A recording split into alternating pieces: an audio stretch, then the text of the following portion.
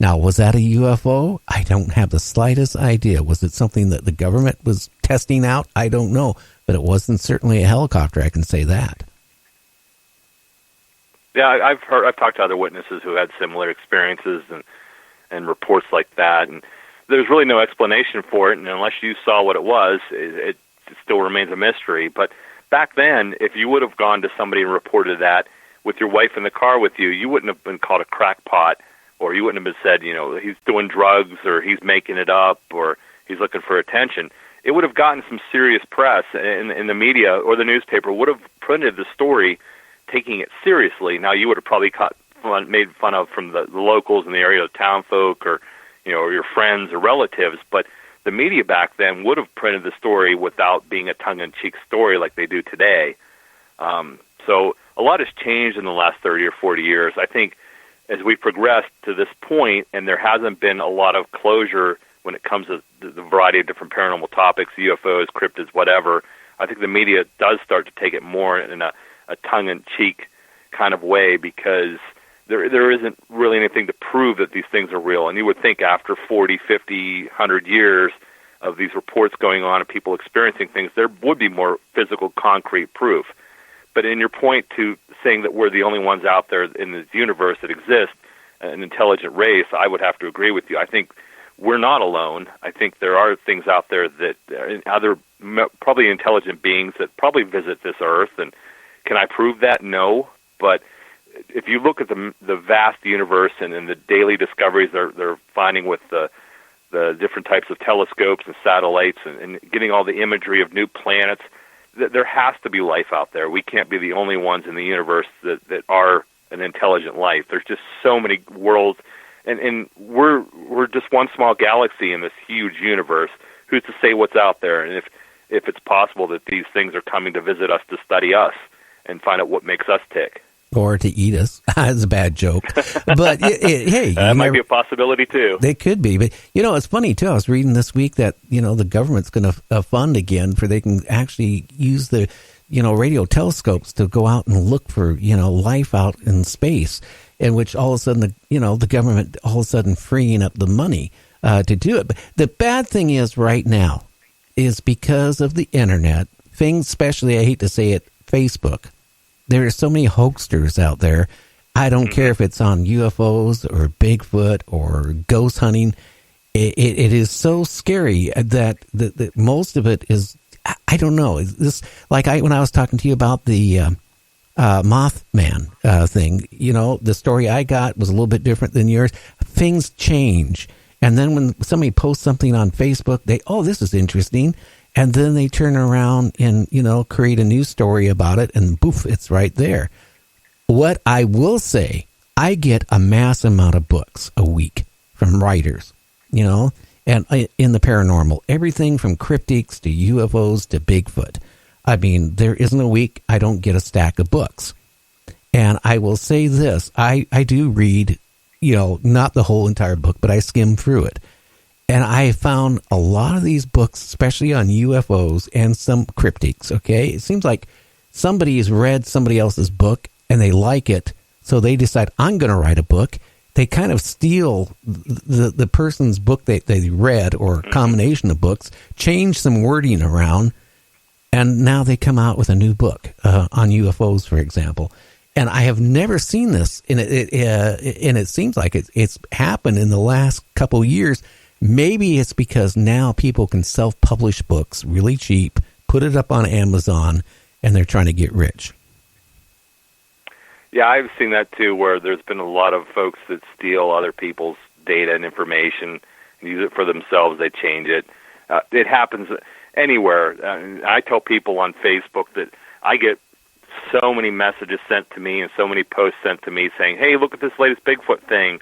Oh, they found a dead Bigfoot in this area, or they found a dead Bigfoot in that area.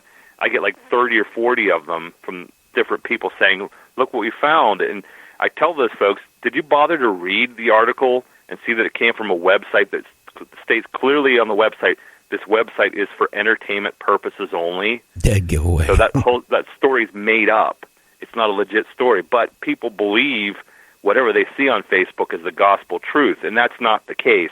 And even with a lot of these authors, they take liberties and they take other people's stories or cases, well-known cases, and they fit it to what they want it to be. They make it to fit their mold, and then they release that information. So you have, even with the books coming out, you have to be very careful of what you believe and what you think is real, because a lot of it is refabricated or even modified or changed. And even with stories, like we talked about the Mothman encounter with the dog disappearing into the field, how that changed. You were told one version. I know the other version because I've talked to Jeff Walmsley, who's one of the leading Mothman experts, and he told me what really happened, and it's completely different than the dog running into the barn and being killed by Mothman and seeing that didn't happen. So it's interesting how stories can change and morph, and people have their own versions of the story. So I just tell people to be careful what you read, be careful what you see on the internet, because it can be hoaxed and fabricated and changed, and a lot of things can happen that aren't really the truth. Yeah. Now, you do a podcast, don't you? Or did do a podcast? Yeah, I did a paranormal podcast from 2007 to 2017, and I stopped doing the podcast for a while due to health reasons. But it wasn't really a podcast. It was a weekly live show, and then the show would be archived and people could listen to it like a podcast. But it was a live show. It was called Beyond the Edge Radio, and we covered a variety of topics from the paranormal all the way through true crime, unsolved mysteries, conspiracies. We looked at pretty much everything because there's a lot of strange things and topics out there that we wanted to cover, and we tried our best to be objective and to really present the information in a truthful, factual manner. I think we did pretty well for 10 years being on the air, but yeah, we've been off the air for about 2 years now, and the podcasts are out there available for folks if they want to tune in and listen to it. And how can they find it? If they just go to any search engine and type in Beyond the Edge Radio, you'll find several different podcasts hosting companies that, like Blog Talk Radio or Podomatic or iTunes or Stitcher Radio or anything like that. We have shows that are archived. I think we have well over 400 or 500 shows out there for the public that they can check out. Now, did you find it interesting sometimes when you had guests on that you had to mute your microphone at times, out of curiosity? Oh, yes, quite frequently. We had guests on the show that I didn't agree with or I thought were really off the deep end, and I just found it difficult to get through the interview with them. I'll give you one example, and I won't name her name, but we had a woman on that claimed that she talked to angels, and she had claimed that she was sitting in traffic in Los Angeles one day in rush hour traffic where the traffic wasn't moving, and the angels were talking to her in her car. And I happened to ask her, I said, was your radio on? She goes, come to think of it, yes, it was. And I said, well, isn't it possible you were hearing the voices in the radio talking? She said, I never thought of that. Yeah, go ahead. I was going to say, yeah, we had all kinds of people on the show. Some we felt were very legitimate, objective researchers that really did their due diligence and homework and brought credibility to their subject matters. Others that we didn't think were worth having on the show or having back on the show again. Oh, yeah. I had one, and I'm not going to, again, I won't mention her name, but she was a doctor, and I checked out her credentials, and yes, she was what she claimed. And, I did a pre-interview for about an hour, a week before bringing her on the show. And I knew what we were supposed to be talking about. All of a sudden she gets on and we're talking about aliens, and all of a sudden she says they communicate with her in her sleep at night, and that she goes off to this alternate universe. They talk to her. Then she starts going into there's 25 million cloaked UFOs circulating Earth to protect Earth. And then I start thinking, oh my God, I got 2 hours of this. Yeah, that happens sometimes, unfortunately. Yeah. And as a radio host, I'm sure you know you got to make the best of the situation as you can, or dump them and go to a pre-recorded program. Yeah. I wish I was smart enough to have done that. And then I had one on my show, and I'm not going to, because we're almost out of time here.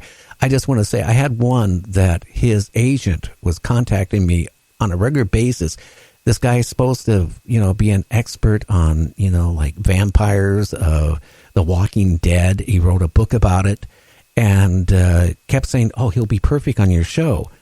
And so I, after about 2 months of, getting these emails like a couple times a week, I'm going to bring him on the show.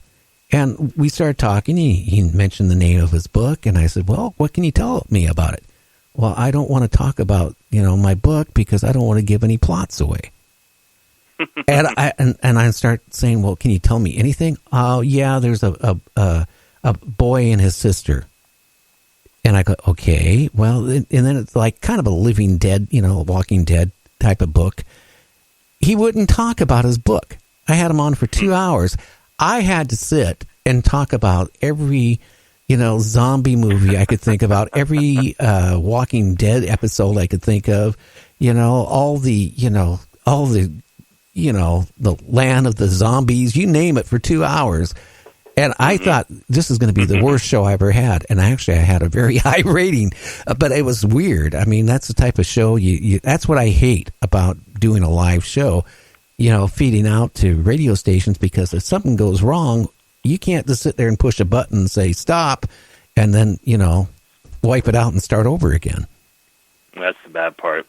One thing I can say with certainty that I've learned about the Bigfoot phenomenon, the UFO phenomenon, the paranormal phenomenon, all of it, is it's never been a dull moment for me. There's always something interesting or fascinating, whether it's dealing with the public and people and their psychology and the actual truth of what they're dealing with, or the fabrications they present.